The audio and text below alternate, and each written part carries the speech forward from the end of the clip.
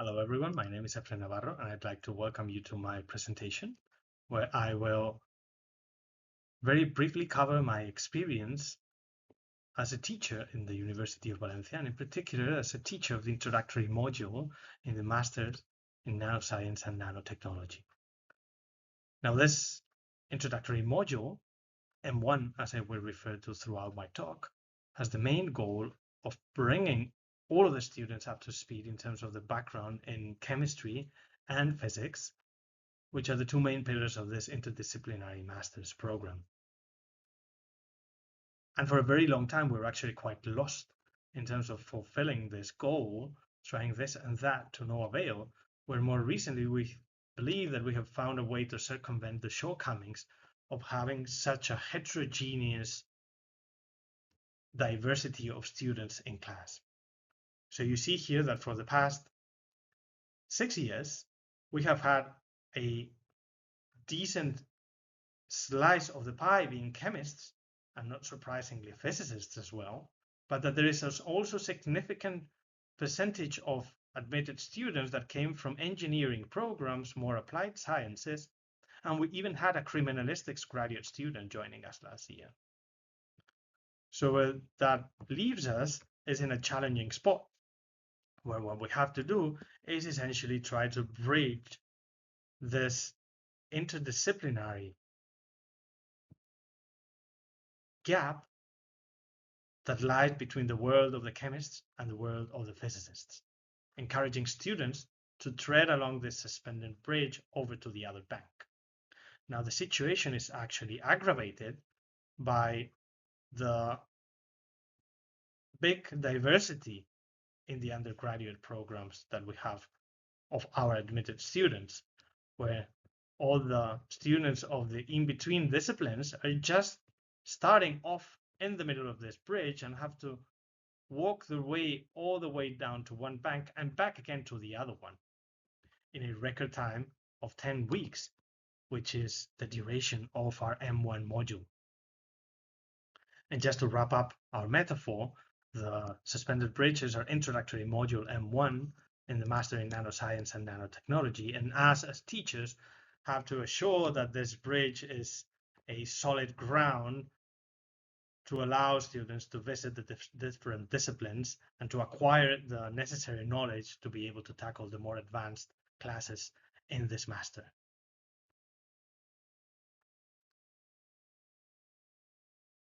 So what this boils down to is an incredibly daunting time limitation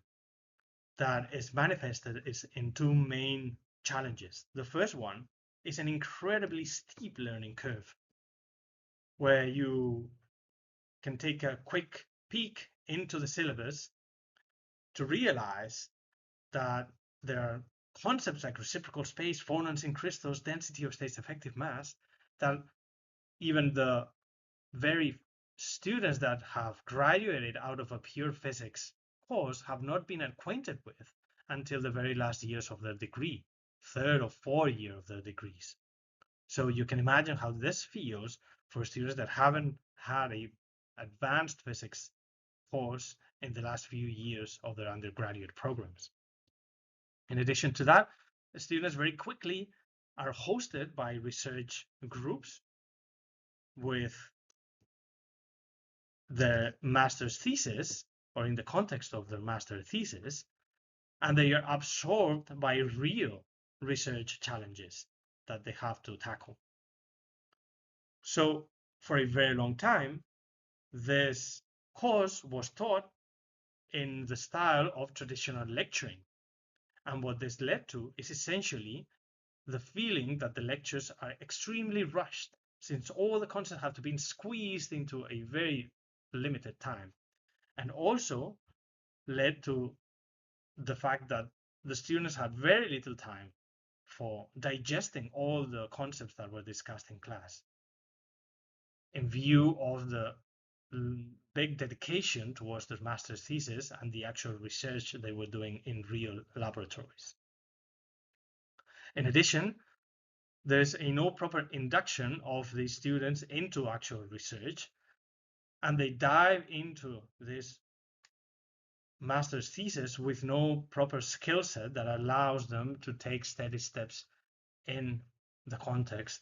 of cutting-edge research. So what this leads to is essentially frustration and no meaningful learning. And I'm talking from personal experience because before teaching the master's course, I was a student in this one, and I still remember the frustration I felt trying to address all the physics coming from a chemistry background. So in view of the results of traditional lecturing, we felt that a change of paradigm was due. And we sought inspiration once again in personal experience, in my personal experience with journal clubs, and in particular, journal club meetings in condensed matter physics during my postdoc. I have included here a picture of Sir William Osler, who's considered the father of modern journal clubs, which for a very long time were limited to the physicians and medical sciences, but that very quickly expanded to other disciplines. And my experience was really compelling because although they're extremely effective formats to keep people up to date with the high pace of publications nowadays, and also for fostering research, every now and again we would also get a talk about a topic that I had no idea about. And I was really fascinated about how effective it was for getting you acquainted with a new discipline. And this is exactly what I tried to implement or to adapt to a master's course or our master's course in one. So our strategy was basically to get the syllabus and split the syllabus in topics, and get the students to devote one of the sessions of the course to do some literature search and pick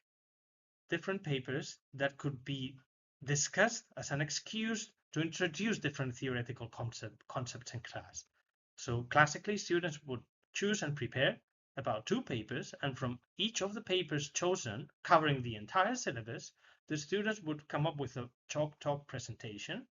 the bulk of which would be an introduction to the basic concepts in the context of the paper, and then at the very end, just providing a few-minute corollary of the relevance and importance of that concept in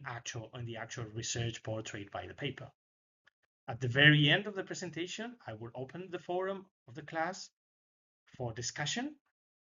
mainly among the students, but also guided by the teacher,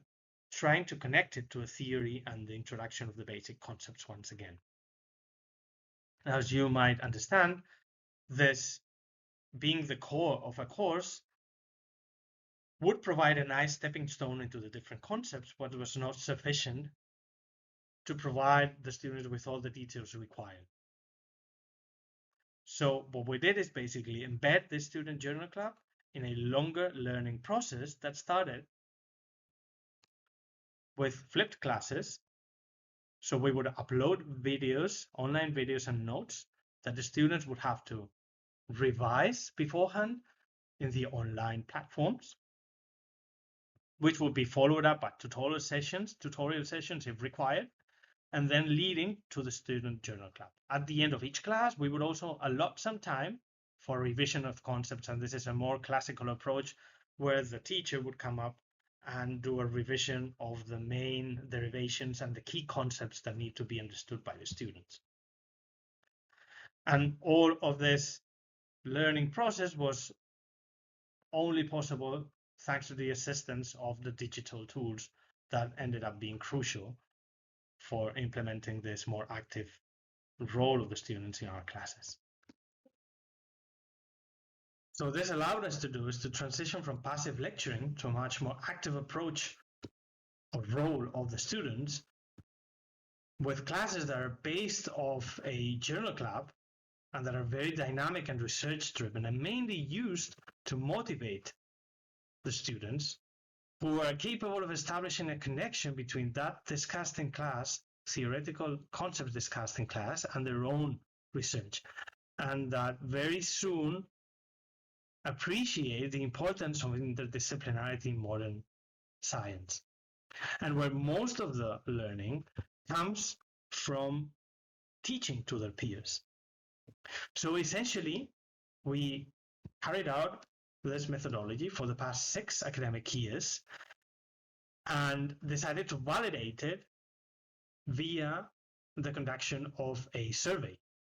that touched upon a few key aspects of the quality of teaching and learning, such as the satisfaction, student satisfaction, and also how well this gets them ready and prepared for the most advanced classes in the master, and whether or not M1 serves as a motivation to pursue a research career. We were lucky enough to have 56 participants in a survey throughout the entire span, 2018-2025, 6 cohorts. And what is so important to highlight is that all of them answered after addressing advanced modules. And this is important because not all of the students adhere to the disruptive learning methodology from the first class. And most of them actually require tackling the most advanced classes to appreciate the benefits of an active role in learning. From the very first general questions of the survey, evaluating the student satisfaction, we were able to confirm that students seem to be quite happy, and you can see this in this violin plot, which was testing the overall experience of the format from in a scale of 0 to 10, being 10 very satisfied, where you see that all 3 subsets, physicists, other, and chemists, are quite satisfied with the format of the course, but where also most of them manifest that they would rather not have M1 as a traditional lecture style course, as much as 50% of the people that answered the survey. And that, importantly enough, M1 instills interest in our discipline. So what we have here is the results of the feedback provided by the students toward different disciplines before and after M1, where you see that the type of feedback is much more positive after M1 for both disciplines, physics and chemistry, than it was before taking M1. And most importantly, they self-perceive themselves as being much more prepared in both physics and chemistry in all 3 subsets after taking M1. It is also important to appreciate that students perceive that not having M1 would have